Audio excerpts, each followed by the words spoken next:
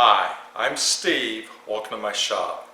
I thought I'd take just a few minutes. I've just completed the nightstand build for my grandson, and I frequently get questions about various tooling and accessories that get used during some of my videos. So I thought I'd take this opportunity and just cover some of the shaper tooling that I used during this build. Okay, as far as the shaper cutters used during the nightstand build, one of the first cutters you saw me use was this Granita cutter. And I only used a very small portion of this. This is a multi-use type cutter. It's got radius knives for rounding over edges. It's got straight knives for rebating, and note that these are at a shear angle, so it gives very clean cuts. And it's got spur cutters, these triangular cutters here. What I did, I moved the carbide inserts off the bottom positions and moved them to the top to do the radius on the aprons. When I did that, I left the spur cutters in place, and that caused me a bit of consternation, so to speak. Let me see if I can get this shown here. This is kind of a sample piece I cut for the initial setup check, and see if I can get that camera to focus on that. What you'll see right along this edge, right at the bottom of the radius, is a line, and that's the line from the scoring cutter. When I redid that on the top of the to round over the top, I did not want to see that, and I ended up taking these spur cutters off to make that cut. On the bottom of the apron, it was only visible from the bottom, and if you're laying on the floor looking up at those, I wasn't overly concerned about that, but I did not want to see that on the tops. So that's the Granita, kind of a multi-use cutter there. The second cutter you saw me use was on the drawer. This Suwanee cutter is just a rebate cutter. It's got shear angled knives. It gives a nice clean cut. It has spur cutters there for scoring. And I used this to cut the rebate or rabbet in the drawer front. And when I did that rebate, I used this Aigner Contermax, which I think I mentioned that this was a kind of a coping sled. It references off the surface of the shaper table or the router table if you're using it on a router. It's got a fence here that I replaced with a piece of 2x, I think it's southern yellow pine, and that was just to get this further away from the fence, because some of the shaper cutters I use this on, you can see some of those go quite deep and are quite elevated, and I did not want to get that shaper cutter into the screws that hold the factory fence on.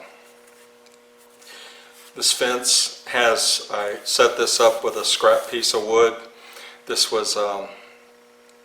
acts as a chip breaker and as a clamping surface. This needs to be the same thickness as the stock that you're using, whether you're doing coping for doors, or in the case that I used it for was the rabbet on the drawer front. This is adjustable. It's got a knob here. You can adjust that for different widths. I'm not sure what the range is. It's done everything I needed it to do. And you tighten that up. It's also got a clamping knob here, which is spring-loaded, which I just released. But you release that knob, and you'll note that this clamping element will clamp your workpiece there. And you saw me set that up during the video on cutting the rabbet.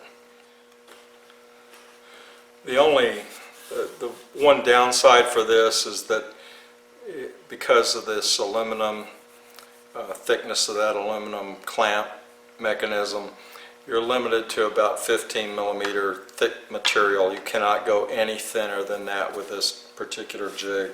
So that's the downside of this compared to some of the other coping sleds.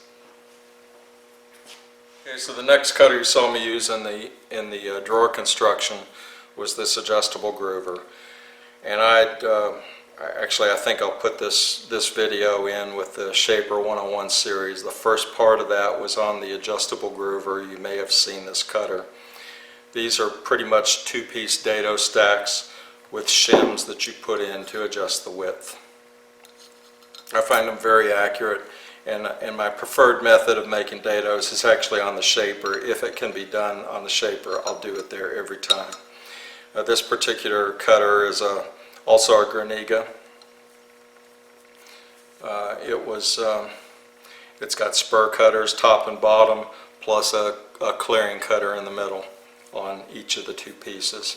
And this particular range, this one will go from 12.5 to 24 millimeters. So this is roughly a ½ inch to almost an inch.